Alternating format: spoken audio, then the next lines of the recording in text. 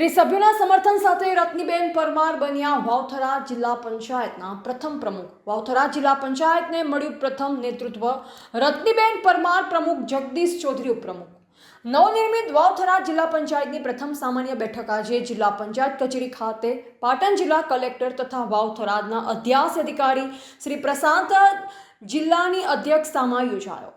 બેઠક દરમિયાન જિલ્લા પંચાયતના પ્રમુખ અને ઉપપ્રમુખ પદ માટેની વરણી પ્રક્રિયા હાથ ધરવામાં આવી। પ્રમુખ પદ માટે યોજાયેલી વરણી પ્રક્રિયામાં જિલ્લા પંચાયતના કુલ 30 સભ્યોએ ભાગ લીધો। હાથ ઊંચા કરી કરવામાં આવેલા સમર્થનમાં સૌથી વધુ સભ્યોનો ટેકો મળતા રત્નીબેન હરચંદભાઈ પરમાર જિલ્લા પંચાયતના પ્રથમ પ્રમુખ તરીકે વરાયા હતા।